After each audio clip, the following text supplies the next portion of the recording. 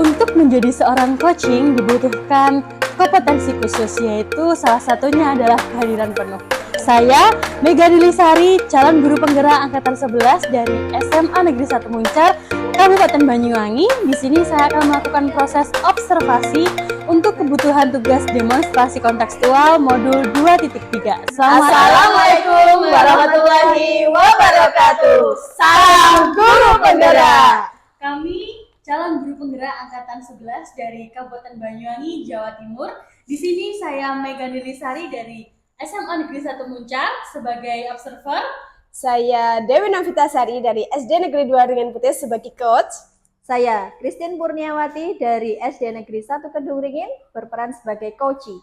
Di sini kami akan melaksanakan proses coaching untuk memenuhi tugas dari demonstrasi kontekstual modul 2.3, yaitu coaching sebagai supervisi akademik. Selamat menyaksikan. Assalamualaikum warahmatullahi wabarakatuh, Bu Novita. Waalaikumsalam warahmatullahi wabarakatuh, Bu Mega. Bagaimana kabarnya Bu Novita hari ini? Sehat? Alhamdulillah sehat, Ibu. Jadi karena hari ini saya dan Bu Novita dengan keadaan sehat sehingga bisa melakukan proses coaching ya Bu ya. Ya Bu. Di mana saya sebagai observer atau pengamat Bu Novita nantinya untuk dalam proses coaching.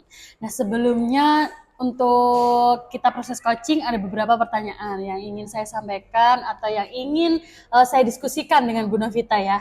Yang pertama yaitu nanti ada rubrik penilaiannya ya Bu ya, di mana saya ingin dalam rubrik itu Bu Novita itu memiliki prinsip sebagai coach, yaitu kemitraan, proses kreatif, dan memaksimalkan potensi yang dimiliki oleh coach Ibu. Kemudian yang kedua, Bu Novita juga harus memiliki kompetensi sebagai coach, di mana present sebagai kehadiran penuh, kemudian mendengarkan secara aktif, lalu menggunakan pertanyaan yang berbobot, dan kemudian Ibu juga mampu menerapkan alur tirta dengan baik Ibu. Seperti itu kira-kira rubrik penilaiannya Bu. Bagaimana Ibu siap? Sudah siap Ibu? Alhamdulillah. Nah, ada lagi nih Bu pertanyaan. Boleh Bu? Boleh. Jadi seperti ini, nantinya saya ingin kira-kira kompetensi apa yang ingin Ibu capai dalam proses coaching ini Bu? Kompetensi yang ingin saya capai itu ada dua ya Bu ya. Yang pertama yaitu mendengarkan aktif, yang kedua adalah mengajukan pertanyaan yang berbobot. Nah, memang ya Bu ya, dari kedua itu memang salah satu kompetensi yang harus ada dalam proses coaching ya Bu, Ibu sebagai coachingnya. Nah, kemudian dari dua kompetensi itu tadi, yaitu mendengarkan secara aktif dan mengajukan pertanyaan yang bobot itu, kira-kira nih Bu, apa yang ingin lebih Ibu spesifikkan dalam proses coaching nantinya? Yang ingin lebih saya spesifik untuk kembangkan Ibu yaitu mendengarkan aktif supaya bisa menggali potensi, kemudian nantinya koci saya dapat menentukan solusi dari permasalahan koci tersebut. Oke, baik ya Bu. Memang mendengarkan secara aktif itu sendiri juga salah satu kompetensi yang memang harus dimiliki seorang coach, di mana nantinya coach dapat menggali informasi terhadap coach sehingga coach mampu menemukan solusi untuk permasalahan coach Ibu sendiri ya, seperti itu ya Bu ya. Iya Bu, benar. Baik, terima kasih Ibu. Jadi itu saja yang bisa saya sampaikan kepada Bu Novita, dan setelah ini kita bisa melakukan observasi. Semoga Bu Novita nantinya bisa melakukan alur tirta dengan baik dan Bu Novita dapat menggali informasi dari coach Ibu sendiri ya Bu ya. Iya Bu. Oke Bu, baik, silahkan Ibu. Iya, terima kasih Ibu ya. Baik. Assalamualaikum warahmatullahi wabarakatuh. Waalaikumsalam warahmatullahi wabarakatuh, Bu Novita. Bagaimana kabarnya Bu Christine hari ini? Alhamdulillah Bu Novita, cuma ada sesuatu yang kayak jadi beban gitu loh Bu Novita. Kira-kira apa ya Bu? Mungkin bisa diceritakan ya beban Ibu itu seperti apa? Boleh cerita ya Bu ya? Boleh. Agak malu sebenarnya Bu ini ya. Kayak saya itu merasa kok gagal ya Bu menjadi seorang guru kayak gitu loh Bu. Saya punya beban pikiran, saya merasa gagal gitu loh Bu, karena masalah yang saya hadapi itu kayaknya tidak kunjung selesai Bu. Saya pengen cerita Bu, so ya, gak apa-apa ya Bu ya? Iya, enggak apa-apa Ibu. Jadi Ibu merasa gagal dengan menjadi guru selama ini seperti itu karena permasalahan itu terus menerus, berlarut-larut seperti itu ya Bu ya? Iya Bu, harapan saya dengan sedikit cerita sama Bu Novita mungkin akan mengurangi beban pikiran saya Bu Novita. Nggak apa-apa ya Bu ya? Iya Bu, tidak apa-apa. Mungkin dengan Ibu bercerita dengan saya, mungkin Ibu merasa lega, merasa mendapatkan solusi Amin. dari permasalahan Ibu. Amin Bu. Gini loh Bu, sebelumnya terima kasih ya Bu ya sudah mau mendengarkan keluh kesah saya Bu ya. Saya agak sedikit malu sebenarnya Bu ya. Gini Bu, pembelajaran di kelas saya itu kayaknya kurang menyenangkan gitu Bu menurut saya. Anak-anak itu kayak terlihat males, terlihat tidak aktif seperti itu ya Bu ya. Padahal saya itu juga sudah berusaha ya Bu ya, berusaha itu membuat anak-anak itu senang, membuat anak-anak itu nyaman. Tapi kenapa ya Kak, kayak ada apa ya Bu, kayak anak-anak itu kayak nggak mau antusias gitu loh Bu ke pembelajaran. Terus nilainya itu juga di bawah KKM seperti itu Bu. Jadi seperti itu ya Bu ya permasalahannya. Jadi akhir-akhir ini murid Ibu itu kurang antusias dengan pembelajaran yang Ibu lakukan selama ini. Seperti itu Bu. Iya Bu, padahal saya sudah berusaha mencoba menggunakan metode yang menurut saya menyenangkan terus juga saya kasih video pembelajaran, tapi kenapa ya kok masih aktif, saya merasa gagal Bu sebagai guru. Berarti meskipun menggunakan media pembelajaran, video pembelajaran, berarti murid Ibu masih kurang antusias ya Bu ya dengan pembelajaran yang Ibu lakukan. Iya Bu Novita, seperti itu Bu Novita. Baik, menurut Ibu hal apa sih yang membuat murid Ibu itu kurang antusias dengan pembelajaran Ibu? Padahal Ibu kan sudah menggunakan media, sudah menggunakan video-video atau menggunakan YouTube juga kan Bu ya? Iya Bu, saya sudah menggunakannya mungkin ya. Mungkin ini ya Bu ya, saya belum menerapkan itu ya, pembelajaran berdiferensiasi itu ya. Itu kan mungkin kalau anak-anak itu dikelompokkan sesuai bakat dan minatnya itu kan mungkin mereka akan senang ya sesuai dengan bakat dan minatnya, seperti itu pengelompokannya itu pas. Mungkin saya akan itu mungkin ya yang menjadi penyebabnya Bu. Baik Bu. Nah, apa sebaiknya yang Ibu lakukan untuk mengatasi permasalahan tersebut, Ibu? Saya akan mencoba melakukan pembelajaran berdiferensiasi yang sebelumnya akan saya akan membuat asesmen diagnostik ya mungkin ya Bu ya, untuk mengetahui bakat dan minat siswa itu agar anak-anak itu terbimbing sesuai dengan bakat dan minat yang mereka inginkan seperti itu Bu. Mungkin itu dulu ya Bu ya.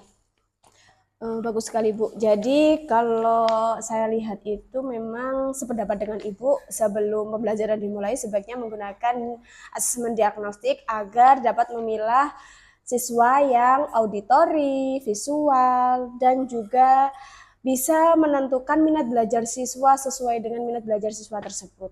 Jadi anak-anak itu bisa berkelompok dengan yang sesuai dengan mereka. Jadi yang di auditori juga di visual juga di visual, di auditori seperti itu ya Bu ya. Ya, iya mungkin ya Bu Novita ya, akan saya coba Bu. Jadi nanti selain menggunakan itu mungkin Ibu punya strategi lain agar anak-anak itu antusias dengan pembelajaran Ibu. Apa ya Bu? Oh iya Bu, mungkin itu ya apa namanya ice breaking. Oh iya, mungkin saya akan menampilkan ice breaking yang membuat anak-anak itu senang ya Bu Novita ya. Iya mungkin ice breaking Bu. Saya akan membuat ice breaking Bu selain dari pengelompokan tadi Bu. Jadi nanti Ibu akan menghadirkan ice breaking dalam pembelajaran Ibu. Nah, mungkin ice breaking itu dapat memaksimalkan antusias atau dapat meningkatkan antusias dari pembelajaran Ibu yang dilakukan saat ini ya Bu ya. Iya Bu, ya Bu Novita, betul sekali ya Bu Novita ya. Baru terfikirkan ya Bu Novita ya. Iya Bu, soalnya memang ice breaking itu merupakan salah satu yang membuat anak-anak itu lebih antusias, lebih fokus lagi pada pembelajaran yang Ibu lakukan. Oh iya, baru terfikir ya Bu ya. Iya Bu. Ya. Kemudian dari rating atau rentan nilai yang sudah maaf iki aku lali. Apa ngerti cepat yang sudah dilakukan.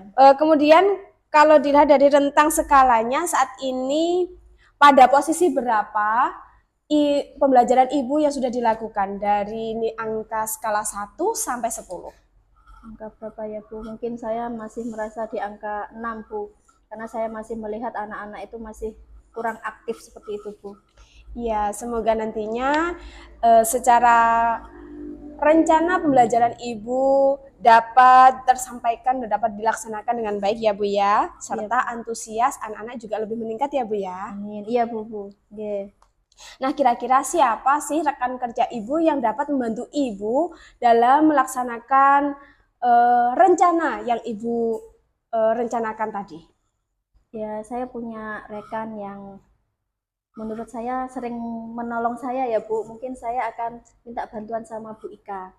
Bu Ika itu apa namanya sering membantu saya Bu, apa namanya kalau misalkan saya ada masalah-masalah itu biasanya saya curhatnya sama Bu Ika itu Bu. Iya nanti saya akan ngomong sama Bu Ika apa namanya untuk membantu saya menyiapkan segala sesuatunya ya Bu ya. Intinya untuk pembelajaran anak seperti itu Bu agar mereka itu aktif Bu seperti itu. Iya baru terfikirkan Bu Novita. Iya Bu, bagus sekali ya Bu ya. Jadi Ibu mengajak Bu Ika untuk melaksanakan rencana yang Ibu rencanakan tadi. Nah, kira-kira targetnya nih kapan Ibu akan melaksanakan rencana tadi? Rencana dari Ibu akan melakukan asesmen diagnostik dan memasukkan ice breaking pada proses pembelajaran Ibu. Secepatnya ya Bu ya. Saya apa namanya mungkin minggu depan. Saya berusaha minggu depan sudah terlaksana Bu. Saya akan apa namanya membuat asesmen dulu semuanya biar matang dulu ya Bu ya. Semuanya biar matang dulu saya akan buat asesmen diagnostiknya. Saya akan menyiapkan video-video apa namanya media pembelajarannya dan juga saya akan menyiapkan dulu ice breaking biar apa namanya nanti anak-anak itu semangat.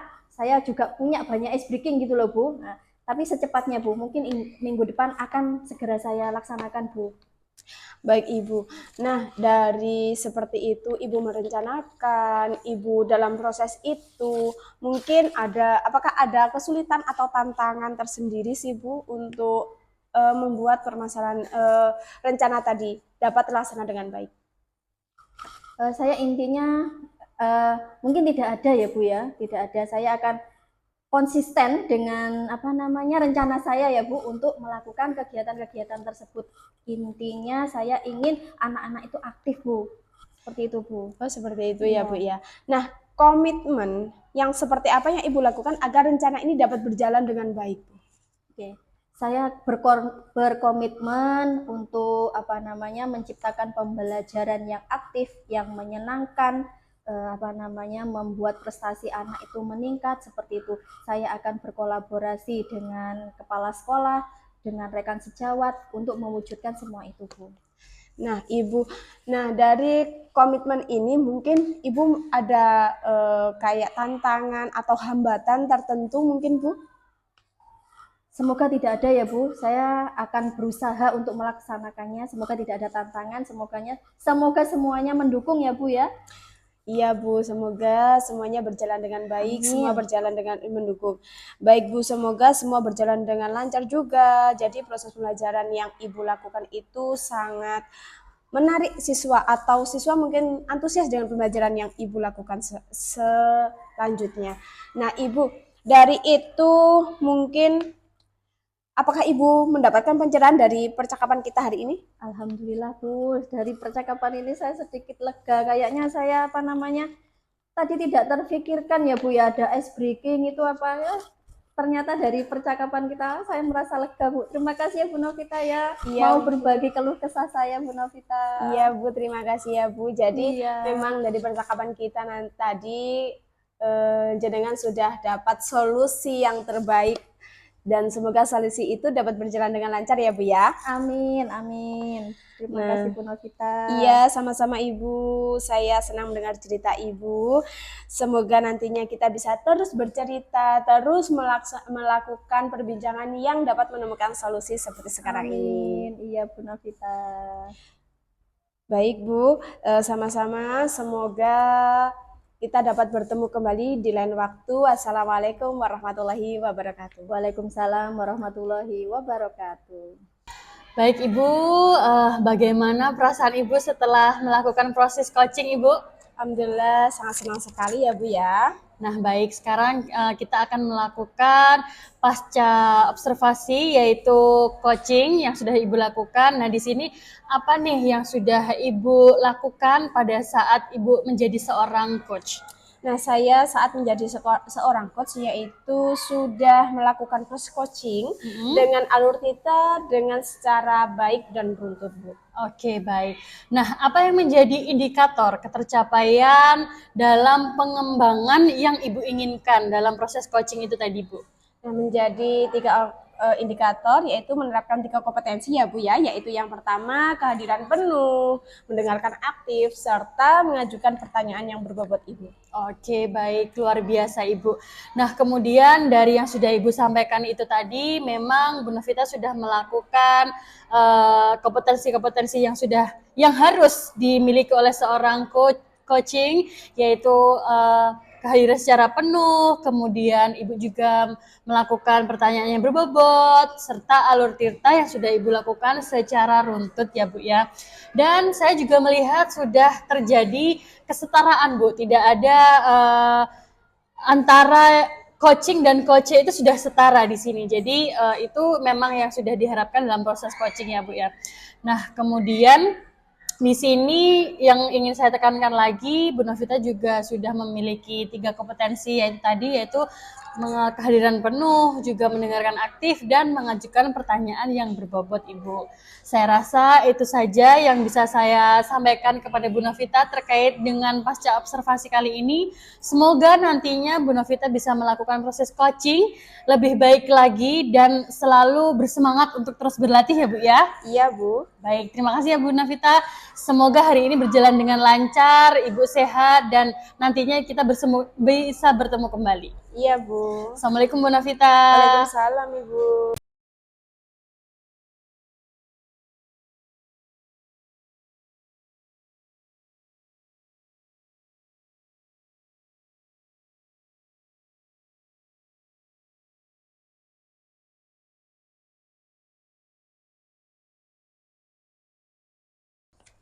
Assalamualaikum Assalamualaikum warahmatullahi. Aku iki ngene malah niki ya.